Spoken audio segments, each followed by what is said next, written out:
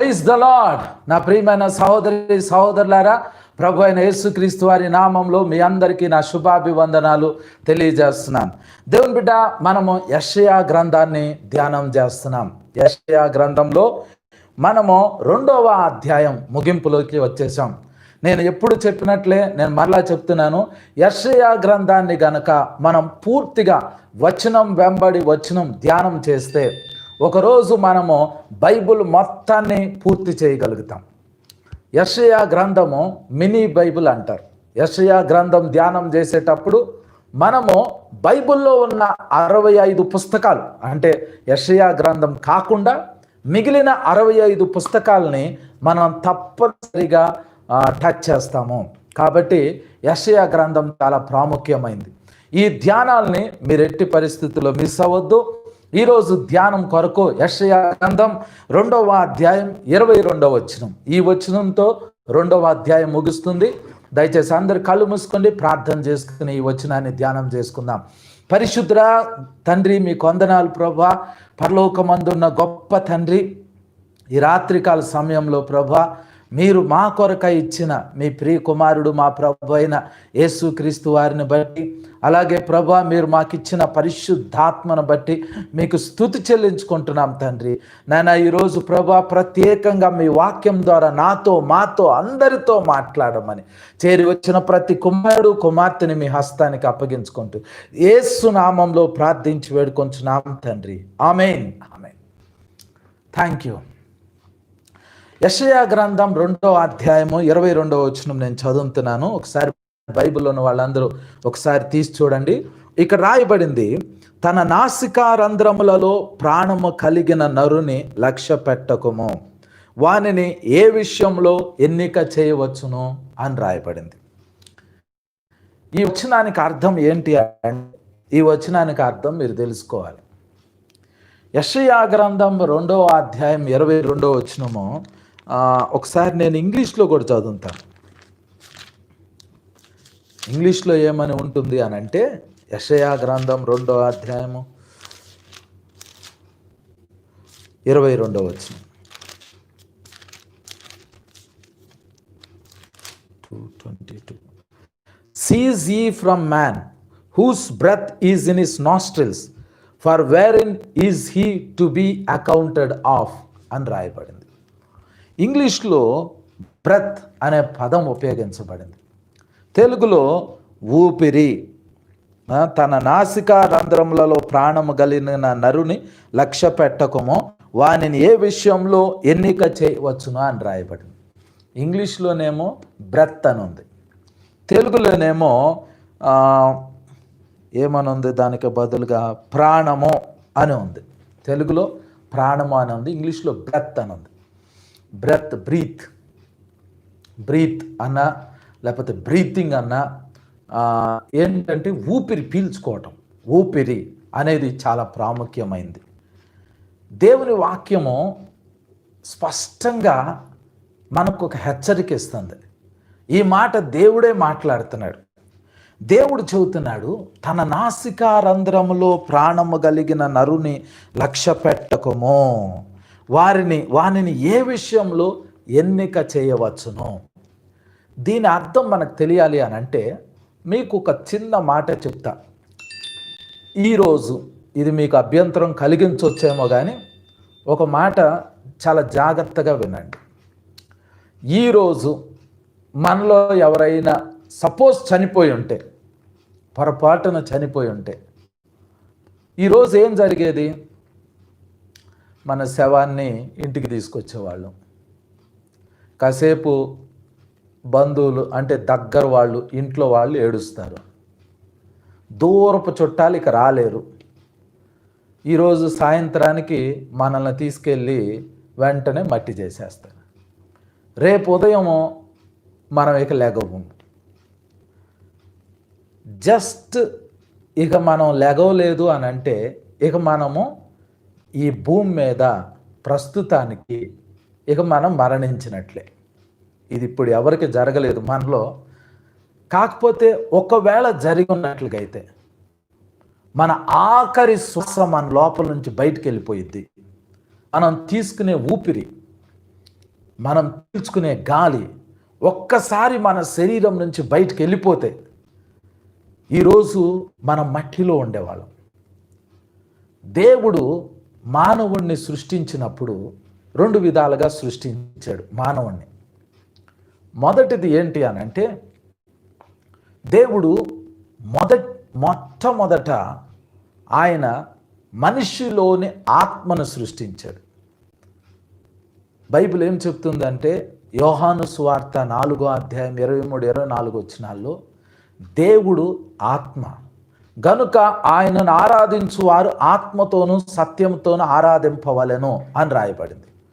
దేవుడు మానవుడిని సృష్టించేటప్పుడు మానవుడిని శరీరంతో, ప్రాణంతో, ఆత్మతో సృష్టించాడు.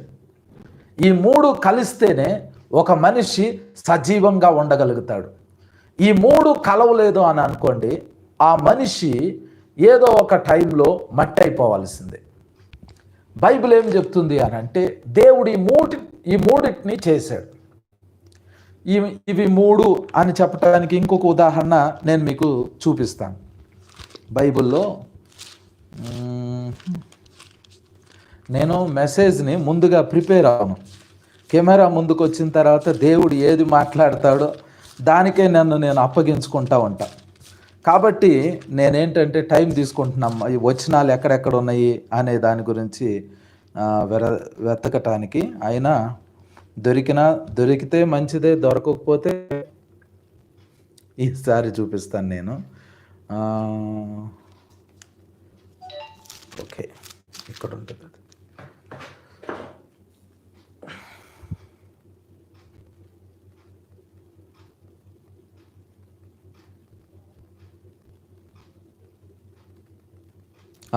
దొరికింది. తెస్సలోనియులకు రాసిన మొదటి పత్రిక 5వ అధ్యాయం 23వ వచనంలో పౌలు ఈ మాట రాస్తాడు. అది నేను చదువుతున్నాను, వినండి. సమాధానకర్తయగు దేవుడే మిమ్మును సంపూర్ణముగా పరిశుద్ధపరచునుగాక, మీ ఆత్మయు, 2వది జీవమును, 3వది శరీరమును మన ప్రభు అయిన యేసుక్రీస్తు రాకడ యందు నిందారహితముగాను సంపూర్ణముగాను ఉండునట్లు కాపాడబడునుగాక అని పౌలు అంటున్నాడు. ఆత్మయు జీవమును ప్రాణమును అని 3 విషయాల గురించి పౌలు చెబుతున్నాడు. శరీరము, జీవము, ప్రాణం, ఆత్మ. ఈ 3టిని దేవుడు సృష్టించాడు. ముందు ఆత్మను సృష్టించాడు, తర్వాత శరీరాన్ని సృష్టించాడు, ఆ తర్వాత ప్రాణాన్ని పెట్టాడు. 3 ఉన్నాయి మనకి. మన శరీరాన్ని, మన ప్రాణాన్ని, మన ఆత్మని వేరు చేయగలిగింది ఏంటి అని అంటే, ఒక దేవుడే దాన్ని వేరు చేయగలుగుతాడు. మీకు శరీరం ఉంది, మీకు ఆత్మ ఉంది, మీకు ప్రాణం ఉంది. కానీ ఇక్కడ ఒక విషయం ఏంటి అని అంటే, మీ శరీరాన్ని మాత్రమే ఎవరైనా చూడగలుగుతారు, ఆత్మని ఎవరు చూడలేరు, ప్రాణాన్ని కూడా ఎవరు చూడలేరు. ప్రాణము అంటే ఏంటంటే దాన్ని సెన్సస్ అంటారు. ప్రాణము, చాలామంది, ఒకసారి నేను ఒక హాస్పిటల్ దగ్గర ఉన్నా. అప్పుడు ఒక వ్యక్తిని హాస్పిటల్కి తీసుకొచ్చారు, ఎమర్జెన్సీ కేసు. డాక్టర్లు బయటకు వచ్చారు. బయటకు వచ్చి అతను అంబులెన్స్లో దిగుతున్నప్పుడే ఎమర్జెన్సీ అని డాక్టర్లు అతన్ని నాడి పట్టుకొని చూశారు. తర్వాత అతన్ని ఇలా కొట్టారు. తర్వాత కన్నురెప్పలు ఇలా తెరిచి చూశారు. తర్వాత ఫైనల్గా ఏం చెప్పారు అని అంటే, ఈయన చలించట్లేదు, అంటే రెస్పాండ్ అవ్వట్లేదు, కాబట్టి ఈయన చనిపోయాడు అని చెప్పారు. ఇతని ప్రాణము పోయింది అని చెప్పారు. ప్రాణము అంటే ఏంటంటే, మన శరీరంలో మన భావాలు ఏవైతే ఉన్నాయో వాటిని, ఎమోషన్స్ని ప్రాణంతో సమానంగా చూస్తారు. అవి రెస్పాండ్ అవుతుంటే ప్రాణం ఉన్నట్లు, అవి రెస్పాండ్ అవ్వట్లేదు అని అంటే ప్రాణం పోయినట్లు. జంతువులకి మనుషులకి ఉన్న తేడా ఏంటంటే, జంతువులకి ప్రాణం ఉంది, మనుషులకి ప్రాణం ఉంది. కానీ జంతువులకి ఆత్మ లేదు, మనిషికి ఆత్మ ఉంది. ఇదొక్కటే జంతువులకి మానవులకి ఉన్న పెద్ద తేడా. ఈ జంతువులకి అవి స్పందించకుండా, అవి రెస్పాండ్ కాకుండా ఉంటే, అవి గనక చలించకుండా ఉంటే వాటిని కూడా మనము చనిపోయింది అని డిక్లేర్ చేయగలుగుతాం. వాటి అవయవాలు చలనం లేదు అనుకోండి, వాటి నాడి పని చేయట్లేదు, వాటి శరీర అవయవాలు పని చేయట్లేదు అనుకోండి, దాన్ని చనిపోయింది అని అంటారు. కొన్నిసార్లు మనిషికి బ్రెయిన్ అనేది ఉంటుంది, మెదడు అనేది కొన్నిసార్లు మనిషికి చనిపోయింది. ఎప్పుడైతే ఈ బ్రెయిన్ అనేది చనిపోయిందో అప్పుడు బ్రెయిన్ డెడ్ అంటారు. ఆ అవయవం గనక చనిపోతే ఇక ఈ శరీరంలో ఏ అవయవం కూడా పనిచేయదు. అప్పుడు ఏం చేస్తారంటే డాక్టర్లు కిడ్నీలు, హార్ట్, కళ్ళు అతన్ని తీసేసి వేరే వాళ్ళకి వేసేస్తారు. ఎందుకంటే అతని శరీరం మొత్తం ఇంకా చలనంలోకి రాదు, బ్రెయిన్ గనక చనిపోతే. బ్రెయిన్ డెడ్ అంటారు ఆ వ్యక్తిని. డెడ్ అంటే ఏంటంటే, అంటే ప్రాణం పోవటము అంటే ఏంటంటే చలించకపోవటమే ప్రాణం పోవటం. ఒక వ్యక్తికి ప్రాణం ఉంది అని ఎలా తెలుస్తుంది అని అంటే చలించటం, రెస్పాండ్ అవ్వటం, ఎమోషన్స్ ఉండటం, ఇవి ఉంటే ప్రాణం ఉన్నట్లు. ఇప్పుడు నేను మాట్లాడుతున్నాను, మీరు వింటున్నారు. అదే చనిపోయిన శవం దగ్గరికి వెళ్ళి నేను మాట్లాడితే శవం వినదు. శవాన్ని గుచ్చితే ఆ శవము నొప్పితో రెస్పాండ్ అవ్వదు. ఆ శవంకి కళ్ళుండినా అవి చూడలేవు. ఆ స్థితిని ఏమంటామనంటే డెడ్, ప్రాణం లేని స్థితి అని అంటాం. ఇక్కడ విషయం ఏంటంటే, దేవుడు మానవుడిని సృష్టించేటప్పుడు ముందు ఆత్మని సృష్టించాడు. దేవుడు ఆత్మను సృష్టించాడు. ఆదికాండం 1వ అధ్యాయం మనం ధ్యానం చేస్తే 1వ అధ్యాయము 2వ అధ్యాయంలో, ఈ 2 అధ్యాయాల్లో మానవుని యొక్క సృష్టి గురించి రాయబడింది. ఆదికాండం 1వ అధ్యాయంలో 27వ వచనంలో దేవుడు అనుకుంటాడు, మన పోలికలో మన స్వరూపంలో నరుని చేద్దాము అని దేవుడు అనుకుంటాడు. దేవుడు తన పోలికలో తన స్వరూపంలో నరులను చేసెను, నరులను సృజించెను అని ఉంటుంది. చేసెను అని కాదు, సృజించెను అని ఉంటుంది. తన పోలిక తన స్వరూపాన్ని దేవుడు నరుడికి ఇచ్చాడు. దేవునికి ఉన్న స్వరూపము, దేవునికి ఉన్న పోలిక ఏంటి అని అంటే ఆత్మ. దేవునికి ఆత్మ ఉంది. మానవుడికి కూడా ఆత్మని దేవుడిచ్చాడు. జంతువులకి మానవులకి పోలికలు ఉంటాయి. మీరు గమనించారో లేదో, ఒక్క తోక తప్ప కోతికి మనిషికి పెద్ద తేడా ఉండదు. మనిషిలాగే ఉండే ఒక జంతువు ఏంటంటే ఏప్, ఏపిఈ, ఏప్. దాన్ని ఒక జాతి కోతి అంటారు. ఆ కోతికి తోక ఉండదు, నిటారుగానే నడిసిద్ది ఏపు. అలాగే గొరిల్లా కూడా మనిషి లాంటి పోలికలు ఉంటాయి. మనిషి ఎలాంటి అవయవాలు కలిగి ఉంటాడో సేమ్ అలాగే గొరిల్లా కానీ ఏప్ కానీ అవయవాలు కలిగి ఉంటాయి. అలాగని మనిషి, ఆ ఏప్ కానీ గొరిల్లా కానీ రెండు ఒకటే అంటానికి వీల్లేదు. ఆ ఏప్ లేదా ఆ గొరిల్లా అనేది మనిషి అంత ఎత్తున ఉండొచ్చు, మనిషిలాగే ఉండొచ్చు, కానీ అది చనిపోయినప్పుడు దాని ప్రాణం పోయిద్ది అంతే. దాని లోపల నుంచి ఆత్మ బయటికి రాదు. మనిషి చనిపోయినప్పుడు మనిషి ప్రాణంతో పాటు ఆత్మ కూడా బయటకు వచ్చేసింది. అది జంతువుకి మనిషికి ఉన్న తేడా.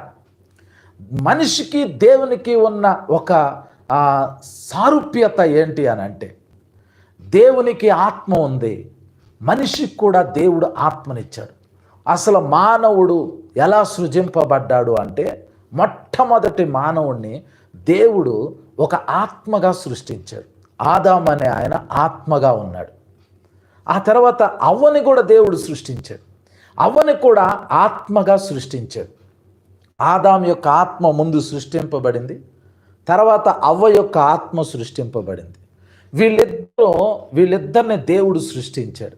దేవుడు కూడా ఆత్మే కాబట్టి దేవుని ఎదుట ఆదాం ఒక పక్కన అవ్వ ఒక పక్కన నిలబడ్డారు. దేవుడు తన ఆత్మను చూసుకున్నాడు, ఆదాం ఆత్మను చూశాడు. దేవుడు తన ఆత్మను చూశాడు, అవ్వ యొక్క ఆత్మను కూడా చూశాడు. దేవుని ఆత్మ స్వరూపం ఎలాగుందో ఆదాము యొక్క ఆత్మ స్వరూపం అలాగే ఉంది, అవ్వ యొక్క ఆత్మ స్వరూపం అలాగే ఉంది. ముగ్గురు ఒకేలాగా ఉన్నారు. దేవుడు, ఆదాము, అవ్వ. ఏ విషయంలో అంటే ఆత్మ విషయంలో. ఆ తర్వాత దేవుడు ఏం చేశాడు అంటే ఆదికాండం 2వ అధ్యాయంలో భూమిలోని శ్రేష్టమైన మట్టిని చేతిలోకి తీసుకున్నాడు. ఆ మట్టితో ఒక బొమ్మని చేశాడు. ఆ బొమ్మని ఎదురుగా పెట్టుకుని ఆ బొమ్మ లోపలికి, ఏ బొమ్మనైతే దేవుడు చేశాడో ఆ బొమ్మ లోపలికి దేవుడు సృష్టించిన ఆత్మని ఆ లోపలికి పంపించాడు. దానికంటే ముందు దేవుడు ఏం చేశాడంటే ఆ బొమ్మని చేసి బొమ్మని తన ఎదుట పెట్టి ఆ బొమ్మ యొక్క నాసికారంధ్రములలో, నాసికారంధ్రం అంటే ముక్కు దగ్గర దేవుడు ఏం చేశాడంటే ఆ బొమ్మ యొక్క ముక్కు దగ్గర అని ఊదాడు.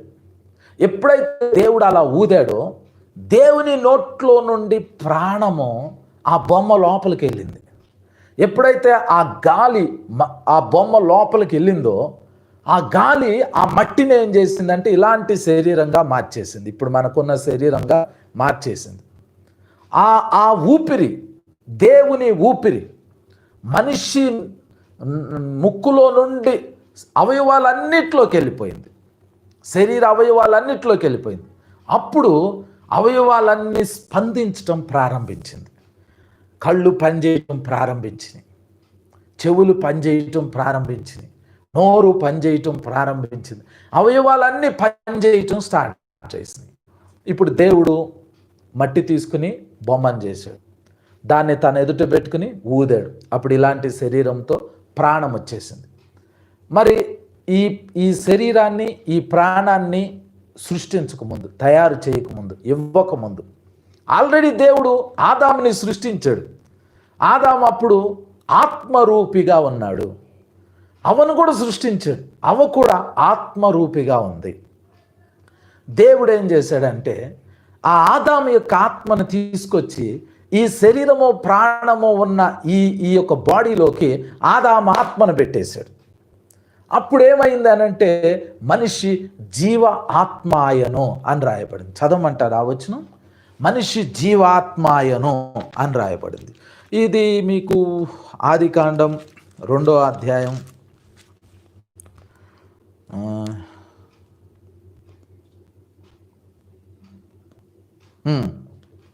2వ అధ్యాయం 19వ వచనంలో రాయబడింది.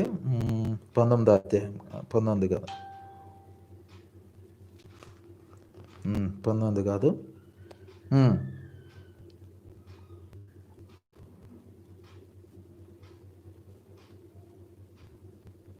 7వ వచనం. ఆదికాండం 2వ అధ్యాయం 7వ వచనము. దేవుడైన యెహోవా నేల మంటితో నరుని నిర్మించి వాని నాసికా రంధ్రములలో జీవ వాయువును ఊదగా నరుడు జీవాత్మాయను అని రాయబడింది. జీవ ఆత్మ అయ్యాడంట. అంటే జీవం వచ్చేసింది, అందులో ఒక ఆత్మ వచ్చేసింది, శరీరం మట్టితో చేయబడింది. మూడింటిని కలిపి ఆదాముగా దేవుడు చేసింది. అవ్వ అప్పుడు ఏ స్థితిలో ఉందంటే ఆత్మ రూపంలో అవ్వ ఉంది. కానీ ఆదాము శరీరము, ప్రాణము, ఆత్మ మూడింటితో ఉన్నాడు. దేవుడు ఏం చేశాడంటే ఆదాంకి గాఢ నిద్ర కలగజేశాడు. ఆదాం గాఢ నిద్రలోకి వెళ్ళాడు. ఆదాము బాగా డీప్ నిద్రలోకి వెళ్ళినప్పుడు ఆదాము యొక్క పక్కటెముకల్లో ఒక ఎముకని, అంటే ఆదాము యొక్క శరీరాన్ని కట్ చేశాడు. దేవుడు ఆ శరీరంలో చేయి పెట్టాడు. అతని ఎముకల్లో పక్కటెముకని ఇరిచాడు. ఆ ఎముకని ఒక స్త్రీగా మార్చాడు. ఆ స్త్రీకి దేవుడు ఏం చేశాడంటే ప్రాణం ఇచ్చాడు. ఆ ఎముకతో శరీరం చేశాడు. అంతకంటే ముందే సృష్టింపబడిన అవ్వను తీసుకొచ్చి, అవ్వ యొక్క ఆత్మను తీసుకొచ్చి అందులో పెట్టేశాడు. ఆ విధంగా ఆదాంకి శరీరము, ప్రాణము, ఆత్మ వచ్చింది. అవ్వకు కూడా శరీరము, ప్రాణము, ఆత్మ వచ్చేసింది. ఇప్పుడు మనము ఎవరైనా భూమి మీద పుడుతున్నారు అనుకోండి. భూమి మీద పుట్టేటప్పుడు ఒక స్త్రీ పురుషుడు కలిసినప్పుడు తల్లి యొక్క గర్భంలో ఏ రోజైతే ఈ యొక్క పిండం ఏర్పడుతుందో ఆ పిండం ఏర్పడిన మొదటి రోజే ఆ పిండానికి శరీరం ఉంటుంది, ప్రాణం ఉంటుంది, ఆత్మ ఉంటుంది.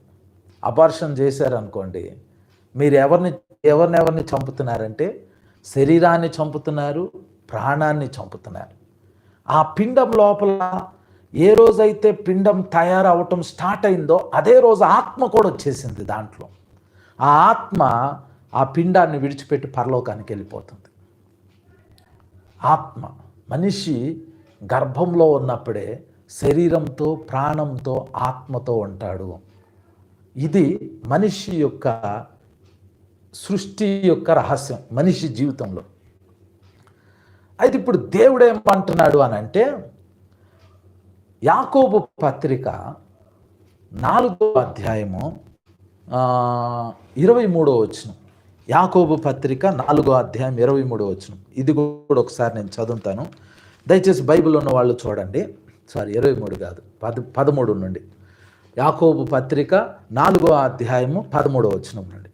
నేడైనను రేపైనను ఒకానొక పట్టణమునకు వెళ్ళి అక్కడ 1 సంవత్సరం ఉండి వ్యాపారము చేసి లాభము సంపాదింతుము రండని చెప్పుకొని వారలారా, రేపేమి సంభవించునో మీకు తెలియదు. మీ జీవం ఏ పాటిది? మీరు కొంతసేపు కనబడి అంతలో మాయమైపోవు ఆవిరి వంటి వారే అని వాక్యం చెప్తుంది. మీ జీవం ఏ పాటిది?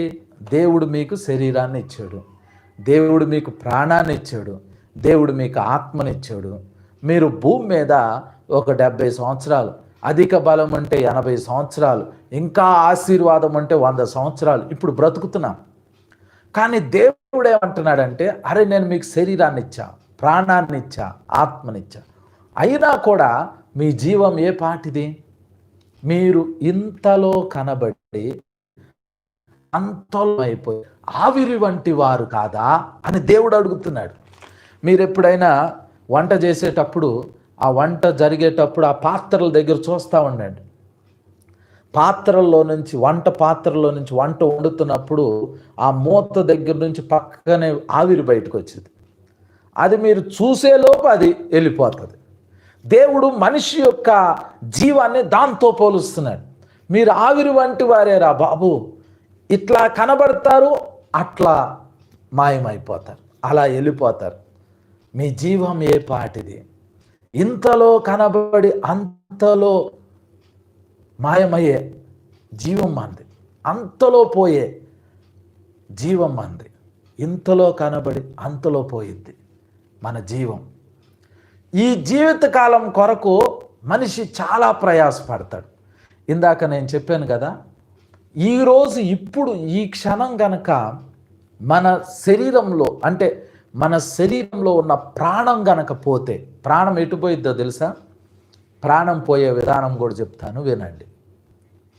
ప్రాణం ఎలా పోయిద్ది అని అంటే, ఆఖరి శ్వాస మీ లోపల నుంచి బయటకు వెళ్ళిపోయింది, అప్పుడు ప్రాణం పోయినట్టు. దేవుడు ఆదాముని సృష్టించేటప్పుడు ఆదాము ముక్కు దగ్గర దేవుడు ఏం చేశాడంటే అని ఊదాడు. దేవుని నోటిలో నుండి శ్వాస ఆదాము నాసికారంధ్రంలోకి వెళ్ళింది, ముక్కులోకి వెళ్ళింది. ఆదాము ఆ యొక్క లైఫ్ని పీల్చుకోవటం స్టార్ట్ చేశాడు, ఆ ఊపిరిని పీల్చుకోవటం స్టార్ట్ చేశాడు. ఆదాము చనిపోయేటప్పుడు ఏం చేశాడంటే, తన లోపల ఉన్న ఆ ఊపిరి, దేవుడు ఊదిన ఊపిరి ఏమైందంటే లాస్ట్గా వదిలేశాడు. ఆ ఊపిరి ఎప్పుడైతే వెళ్ళిపోతుందో ఆ క్షణంలో శరీరంలో ఉన్న అవయవాలన్నీ పని చేయటం ఆగిపోతాయి. అప్పుడు డాక్టర్ దగ్గరికి వెళ్ళామనుకోండి, అన్నీ చెక్ చేస్తాడు, ఇట్లా నాడి పట్టుకుంటాడు, చెక్ చేస్తాడు, అన్నీ చెక్ చేసి ఇతనిలో ఇంకా ఏ అవయవం పని చేయట్లేదు కాబట్టి ఇతను చనిపోయాడు అని డిక్లేర్ చేస్తాడు. ఊపిరి పోతే అన్నీ ఆగిపోతాయి, ఊపిరి వస్తే అన్నీ వస్తాయి. అందుకనే డాక్టర్లు ఏం చేస్తారంటే ఆక్సిజన్ పెడతారు. ఎందుకంటే ఊపిరి ఉండాలి. మనిషి ఊపిరి ఉన్నప్పుడు ప్రాణం ఉంటుంది. ఊపిరి పోయింది అనుకోండి, ప్రాణం పోయింది. ప్రాణం పోతే ఏమవుతుంది? ప్రాణం పోతే శరీరంలో ఉన్న అవయవాలు పనిచేయవు. ప్రాణం పోయిన వెంటనే శరీరంలో ఉన్న మన ఆత్మ ఏదైతే ఉందో అది ఈ శరీరంలో ఉండదు. ప్రాణం పోయిన వెంటనే ఆత్మ కూడా శరీరాన్ని విడిచిపెట్టి బయటకు వచ్చేసింది. ప్రాణం లేని శరీరంలో ఆత్మ ఉండదు, ఏ ఆత్మ కూడా ఉండదు. ఏ ప్రాణం లేని శరీరంలో ఆత్మ ఉండటానికి అస్సలు అవకాశం లేదు. ప్రాణం ఉంటేనే ఆ శరీరంలో ఆత్మ ఉంటుంది. నీ ఆత్మ అయినా ఉంటుంది, దురాత్మ అయినా ఉంటుంది, దేవుని ఆత్మ అయినా ఉంటుంది. ప్రాణం లేని శరీరంలో ఏ ఆత్మ కూడా ఉండదు. దేవుని ఆత్మ ఉండడు, మీ సొంత ఆత్మ ఉండదు, దెయ్యాలు కూడా ఉండవు. దెయ్యాలు పట్టినోడు చనిపోయాడు అనుకోండి, ఆడి శరీరము ఆడి ప్రాణం పోయిన వెంటనే దెయ్యాలు ఆడిని కూడా విడిచిపెట్టి వెళ్ళిపోతాయి.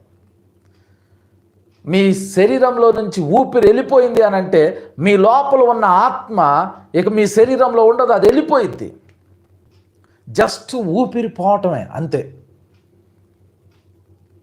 మీ ఊపిరితిత్తులు ఉంటాయి చూడండి, లోపల లంగ్స్ ఊపిరితిత్తులు ఉంటాయి.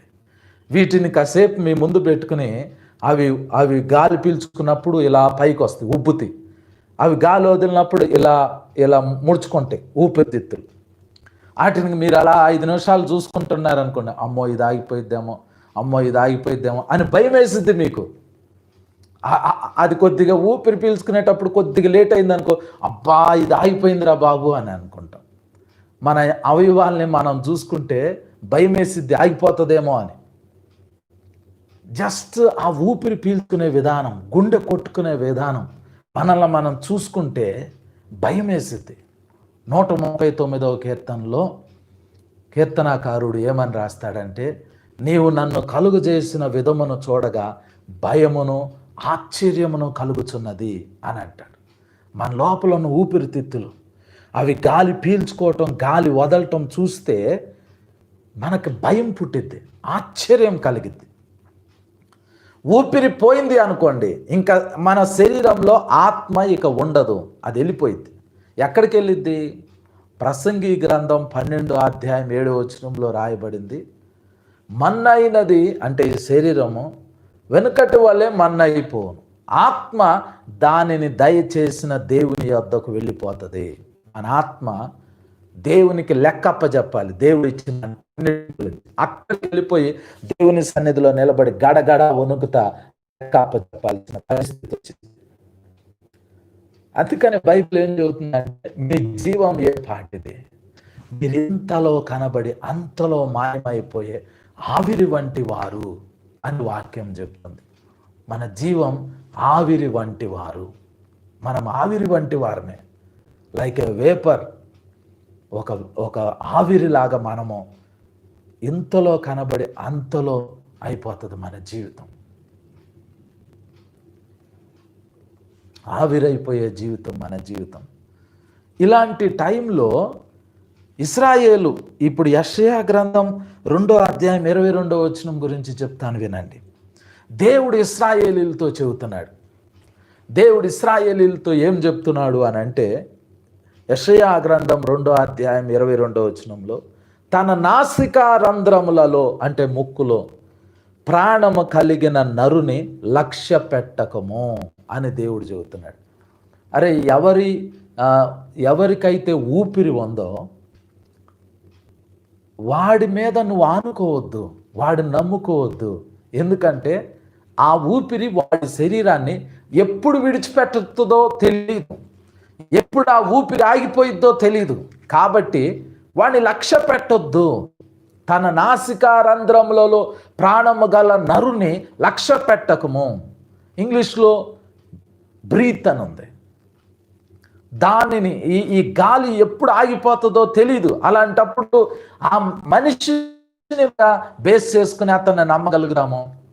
118వ కీర్తన 8వ వచనంలో రాయబడింది, మనుషులను నమ్ముకొనుట కంటే యెహోవాను ఆశ్రయించుట మేలు, రాజులను నమ్ముకొనుట కంటే యెహోవాను ఆశ్రయించుట మేలు అని వాక్యం చెప్తుంది. ఏ మనిషి మీద మీరు ఆధారపడతారండి? ఏ మనిషి మీద మీరు ఆధారపడతారు? ఫలానా ఆయన మీద ఆధారపడుతున్నామండి, ఆయన మాకు అన్నీ చూసుకుంటాడండి అని అంటారు అనుకోండి. ఆ వ్యక్తే ప్రాణం వదిలేస్తే ఇంకా ఆ వ్యక్తి మిమ్మల్ని మీకేమి మేలు చూసుకోగలుగుతాడు, మీకేమి ఉపకారం చేయగలుగుతాడు చెప్పండి? ఎవరికి సహాయం చేయరండి. ఒకసారి నేను శ్యామ్ కిషోర్ గారి ఇంటికి వెళ్ళాం. ఆయనతో కూర్చుని మాట్లాడుతూ ఉన్నాం. మాట్లాడుతున్నప్పుడు నేనేమన్నానంటే, మీరు చాలా గ్రేట్ అండి అని అన్నా. అప్పుడు ఆయన ఏమన్నారంటే, ఏం గ్రేట్ అయ్యా మనిషి, దేవుడు ఒక్క నరాన్ని తెంపాడు అంటే నేను మంచంలో పడిపోతాను, మనిషి ఏ పాటి వాడు అని అన్నాడు. కరెక్ట్ అది. ఒక్కసారి మన ఊపిరి అట్లా ఆగిపోయింది అనుకోండి, ఇక మనల్ని ఎవరు చూడలేరు, మనం ఎవరు చూడలేం. మనం మట్టి అయిపోతాం, మన శరీరం మట్టి అయిపోతుంది. దేవుడు ఇశ్రాయేలీలతో చెబుతున్నాడు. ఎందుకంటే ఇశ్రాయేలీలు వాళ్ళ ఆలోచన విధానం ఎట్లా ఉంటుంది అని అంటే, పక్క దేశాల మీద ఉన్న రాసుల మీద ఆధారపడుతున్నారు. వాళ్ళు విగ్రహాల మీద ఆధారపడుతున్నారు, రాజుల మీద ఆధారపడుతున్నారు, మంత్రగాళ్ళ మీద ఆధారపడుతున్నారు ప్రతి దానికి. కానీ వాళ్ళు ఏం చేయాలి అని అంటే, దేవుని మీద ఆధారపడాలి. యెషయా గ్రంథం స్టార్టింగ్లో నేను మీకు ఆల్రెడీ గుర్తు చేశాను. యెషయా గ్రంథంలో ఏం రాయబడింది అని అంటే, 4వ వచనం, 1వ అధ్యాయం 4వ వచనంలో దేవుడు ఇశ్రాయేలీని తిడుతూ ఏమంటారు అని అంటే, పాపిష్టి జనమా, దోషభరితమైన ప్రజలారా, దుష్ట సంతానమా, చెరుపు చేయు పిల్లలారా, మీకు శ్రమ. ఎందుకు శ్రమ అంటే, వారు యెహోవాను విసర్జించి ఉన్నారు, ఇశ్రాయేలు యొక్క పరిశుద్ధ దేవుని దూషింతురు. యెహోవాను విసర్జించారు అంటే విడిచిపెట్టేశారు దేవుణ్ణి. విడిచిపెట్టి ఎటువైపు తిరుగుతున్నారు అంటే, మనుష్యులను నమ్మటం ప్రారంభించారు, రాజుల్ని నమ్ముకోవటం ప్రారంభించారు. దేవుడు చెబుతున్నాడు, మనిషి అయినా రాజైనా వాళ్ళు ఎవరైనా తన నాసికారంధ్రంలో ప్రాణము కలిగిన నరుని లక్ష్య పెట్టకము. ముక్కులో నుండి గాలి పీల్చుకునేవాడు ఎవరైనా మనిషి, వాడు రాజైనా మనిషి అయినా ఎవరైనా, వాడిని బేస్ చేసుకుని నిర్ణయం తీసుకోవద్దు, దేవుణ్ణి నమ్ము అని దేవుడు చెబుతున్నాడు. ఆ 22వ వచనమే ఇది, యెషయా గ్రంథం 2వ అధ్యాయం 22వ వచనం, ఆఖరి వచనం చదువుతున్నాను. దేవుడు ఒక ప్రశ్నతో ఈ అధ్యాయాన్ని ముగిస్తున్నాడు. ప్రశ్న ఏంటంటే, వానిని ఏ విషయంలో ఎన్నిక చేయవచ్చును అని దేవుడు అడుగుతున్నాడు. మనిషిని ఏ విషయంలో ఎన్నిక చేయొచ్చు అంటే, ఈయన ఇది చేయగలుగుతాడు అని ఏ విషయంలో మనం మనిషిని నమ్మగలుగుతాం? నమ్మలేమండి. ఏ మనిషిని ఆధారం చేసుకుని మనము ఏమి చేయలేము. వానిని ఏ విషయంలో ఎన్నిక చేయవచ్చును, ఏ విషయంలో ఎన్నిక చేయవచ్చును, ఏ విషయంలో ఎన్నిక చేయవచ్చును. మనిషి ఏం చేస్తాడండి? మనిషి ఏమి చేయలేడు. మనిషి ఎవరికి ఏమి చేయలేడు. దేవుడు మాత్రమే చేయగలుగుతాడు. బైబిల్ చెప్తుంది, మనుష్యులను నమ్ముకొనుట కంటే యెహోవాను ఆశ్రయించుట మేలు. రాజులను నమ్ముకొనుట కంటే యెహోవాను ఆశ్రయించుట మేలు. దేవుని బిడ్డ, మనము ఆఖరి దినాల్లో ఉన్నాం, చివరి దినాల్లో ఉన్నాం. మీరు జీవించే జీవితము ఫలానా వ్యక్తిని మీద ఆధారపడి జీవించకండి. మీ తల్లిదండ్రుల మీద ఆధారపడి జీవించకండి. మీ పిల్లల మీద ఆధారపడి జీవించకండి. మీ బంధువుల మీద ఆధారపడి జీవించకండి. ఎందుకంటే వాళ్ళు మంచోళ్ళు అయి ఉండొచ్చు, వాళ్ళు మీకు సహాయం చేయటానికి ఇష్టపడవచ్చు, కానీ వాళ్ళు శాశ్వతం కాదు. వాళ్ళలో నుండి ఊపిరి వెళ్ళిపోతే వాళ్ళు మట్టి అయిపోతారు. నీ పరిస్థితి ఏంటి? దేవుడు ఇదే మాట అడుగుతున్నాడు. తన నాసికారంధ్రంలో ప్రాణము కలిగిన నరుని లక్ష్యము చేయకము. వానిని ఏ విషయంలో ఎన్నిక చేయవచ్చు? ఏ విషయంలో ఇతను నాకు జీవితాంతం తోడుంటాడని చెప్పగలుగుతావు? మనం ఏ మనిషిని నమ్ముకున్నా ఏమి జరగదండి, ఇంపాసిబుల్. ఇప్పుడు ఈ క్షణంలో మీ మైండ్లో నుంచి అందరి గురించి ఆలోచనలు తొలగించేసేయండి. ఎవ్వరూ మనకు సహాయం చేయలేరు. సహాయం చేసినా అది చివరి వరకు నిలవదు, వాళ్ళు చివరి వరకు ఉండరు. బైబిల్ ఏం చెప్తుంది అని అంటే, యెహోవా శాశ్వత కాలం నుండి శాశ్వత కాలం వరకు రాజ్యం చేస్తున్నాడంట. యేసు ప్రభు తన గురించి తానేం చెప్పారు అంటే, మొదటి వాడిని, కడపటి వాడిని, జీవించు వాడిని నేనే, మృతుడనైతిని గాని మరలా బ్రతికి ఉన్నాను, సజీవుడనై ఉన్నాను, ఇదిగో యుగ యుగాలు సజీవుడనై ఉన్నాను అని యేసు ప్రభు చెప్పారు. ఈ రాత్రి మీరు ఎవరిని నమ్మాలి అని అంటే, ఎవరిలో నుండి అయితే ఊపిరి ఎప్పటికీ వెళ్ళదో, ఎవరైతే ఎప్పటికీ మరణించరో, ఎవరైతే ఎప్పటికీ సహాయం చేయగలుగుతారో ఆ వ్యక్తిని నమ్మాలి. ఆయనే మన ప్రభు అయిన యేసుక్రీస్తు వారు.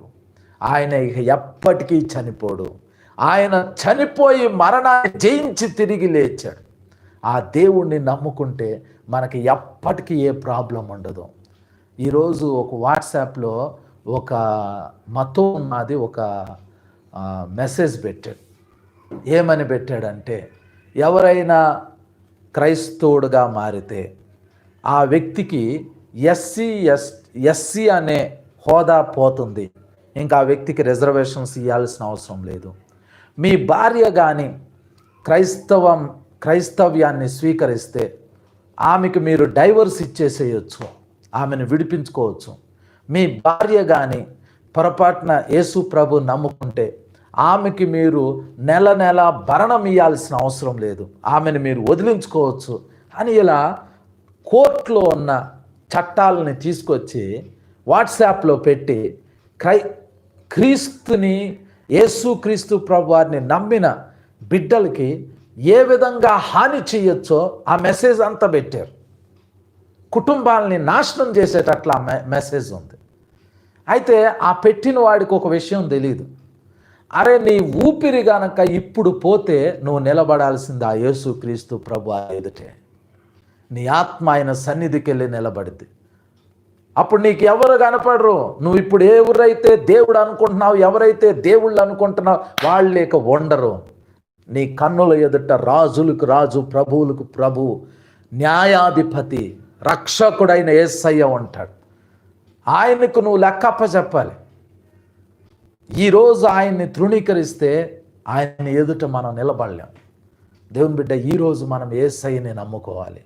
యేసుక్రీస్తు ప్రభు వారికి మన జీవితాన్ని సమర్పించుకోవాలి. మనుషుల్ని నమ్మొద్దు, యేసయ్యని నమ్ముదాం. అట్టి కృప పరిశుద్ధాత్మ దేవుడు మనందరికీ దయచేయును గాక. ఆమెన్.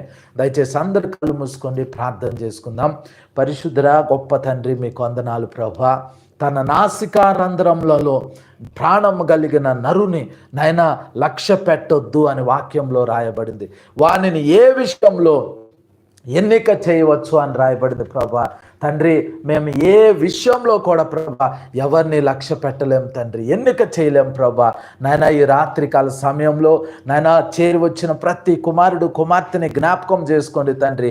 మేము మనుషుల మీద ఆధారపడుతున్నామేమో, మనుషుల్ని నమ్ముతున్నామేమో, మమ్మల్ని క్షమించండి నాయన. తండ్రి, ఈ సమయంలో మమ్మల్ని మీ రక్తంతో కడగండి, పవిత్రపరచండి, పరిశుద్ధపరచండి తండ్రి.